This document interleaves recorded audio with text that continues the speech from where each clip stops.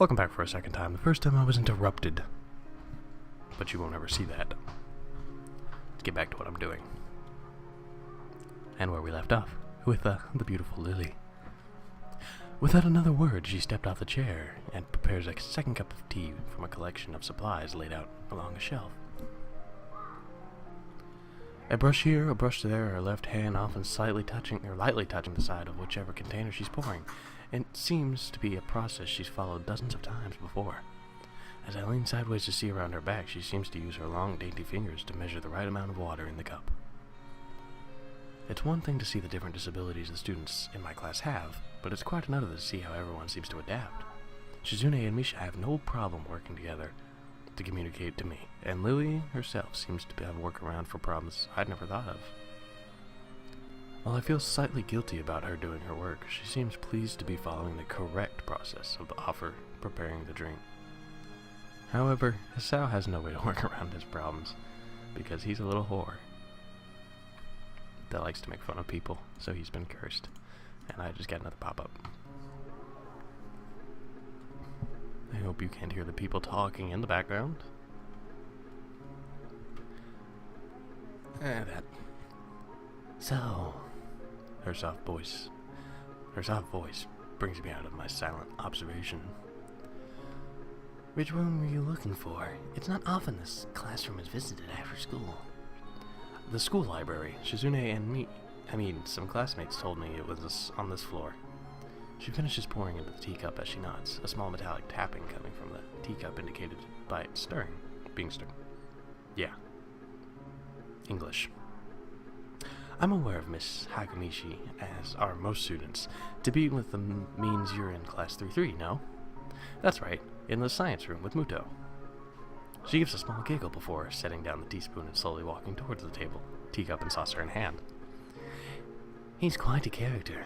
I imagine you'll come to like him, most do. As she sets down the tea, I gently take it and have a sip. I'm really more of a coffee person, but this seems like a rather bad moment to bring it up. Nonetheless, the smell's quite nice. I hardly think I'd be hard to choke down. Yes, I did mean I'd be hard to choke down. Shh. Thanks, Sato. It tastes really nice. She smiles and quickly waves her hand in front of her face. Lily, please. There's no need to be so formal. She says this in spite of her exceedingly well-bred speech. Oh well. Purebred means inbred, as they say. I guess I should try and ask her about herself, as it really does seem as if she's catering to me. So which class are you from? I'm reading that in somewhat pseudo-Lily voice. I imagine it's one of the third-year classes? Correct, I'm in 3-2, which is on the third floor, same as yours. It's taught by Miyagi, and it's specifically for both blind and partially blind students. I see.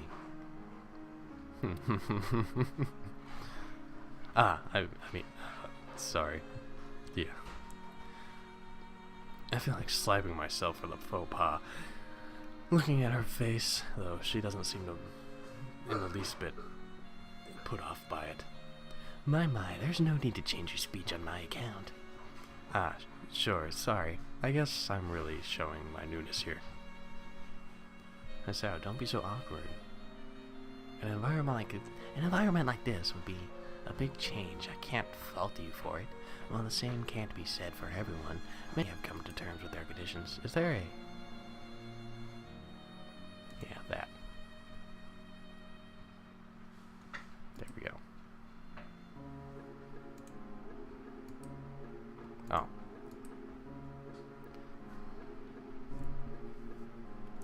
Just wanted to look at the image.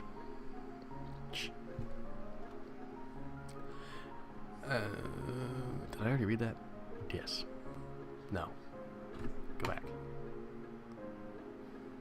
Oh, yeah. An environment like this would be a big change, so I can't fault you for it, while the same can't be said for everyone. Yep. I already read it. It didn't look like I did. I blame you. A category which include her, it seems. All too ready to jump ship from this particular topic, I segue into another. Do you come here to drink tea often? It's a really nice place. Thinking on it, this might be her version of the place behind my school that I like to have lunch at. I come here fairly often. During lunchtimes, my duty as class representatives don't leave enough time for any official club, so a friend and I use this room for having tea. Class representative, huh? Compared to Shizune, her mannerisms seem to be almost completely opposite. While Shizune's blunt and fiercely driven, Lily seems relaxed and calm, almost aloof. Come to think of it, she might be useful for a less biased view of the school's clubs. What kind of clubs are there to join? The more popular ones are the track and field club, which use the field near the school during lunchtimes, obviously. Baseball club and the book club in a room near the library. You want to know how I got these scars? There are also numerous small ones too, though, such as the art and music clubs. At a time when I'm just wanting to get on my feet and rushing into a club away seems slightly unappealing. I wonder if this school shares the same rules as my own one. Is it compulsory to join a club? It isn't, though it is encouraged. Ah, good. That's a relief. I've really let down my guard around this girl. To let such a thing slip out, the fact seems to slightly amuse her. Not wanting my tea to get cold, I finally start drinking it, as Lily does the same. They weren't there that... Okay. Never mind. They were there a long time. As I look at the window over her shoulder, I notice the light coming into the room is distinctly orange. Even here, time does not stand still. Huh? The time's gone quickly. Sorry? Right, she's blind. Of course she can't see the sun setting. You idiot. It just looks like the sun's starting to set. It seems to come as a surprise to her. I guess she must have lost track of time. Sorry, Hisao, I didn't mean to keep you from the library for so long. I quickly moved to a liar concern. Ah, no, it's okay. The library's still open, isn't it? She pauses and takes a moment to think on it. That's probably something I should have asked Shizune when I had the chance, but Lily seems light-headed in any case. True, it's open until 6:30 during weekdays. A quick glance at my watch confirms I have well enough time to get there. I might get going in that case. It's been nice talking with you, Lily. She smiles and gives a deep nod, her hand still neatly folded on the table in front of her. It was my pleasure. Oh, come to think of it, shall I show you where the library is? I couldn't possibly ask for more help. I should be able to find it alright. Well, unless my navigational skills fail me, which they have been doing. It's a bit of a habit, actually. It's alright. I was going to be talking to the librarian there in any case. I could introduce you. This gets better and better. It's pretty hard to deny her offer. First a beautiful woman, and now she's offering to go to the library with me. If you're sure, then that'd be great, thanks. I keep losing the buttons on my keyboard. Sorry about that. More interruptions. Oh, forgot to exit out of it. As she stands up to follow me, she takes hold of a straight and retractable cane that had been slipped in the handle of her bag on the floor. Compared to the cane the boy in my class had, Lily's looks much thinner and longer. His must be for support, whereas Lily is for navigation. Hisao knows nothing. Together we leave the peaceful room and into the empty hallway on the way to the library. Side by side, my pace carefully and slowed to match hers, we slowly walk through the hallway. It doesn't take long for us to arrive at the door into the warm-looking room, apparently situated at the center of the floor rather than either wing. Ladies first. She gives an appreciative nod and smile at the gesture,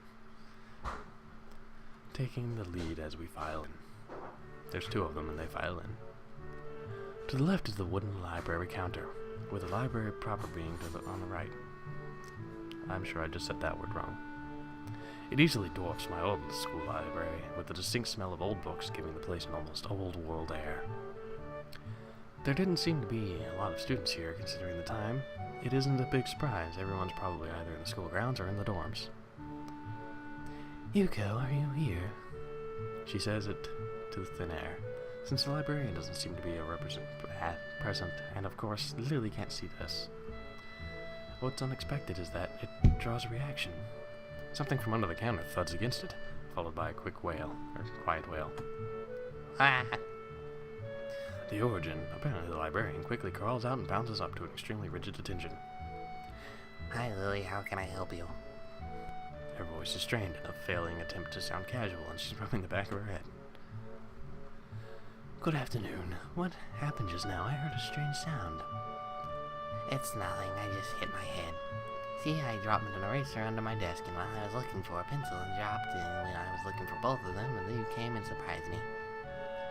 Are you alright? I'm sorry. I couldn't know. It's okay. Sorry for making you worry. This is nothing. This is nothing. I had worse happen to me. She's quick to reverse Lily's apology, almost frantically trying to push aside the possibility that she could be in any inconvenience by bashing her head on the counter. Yes, worse things have happened. The girl fidgets with her fingers as Lily doesn't seem to drop her concerned expression, and then she shuffles some papers around the counter for no reason.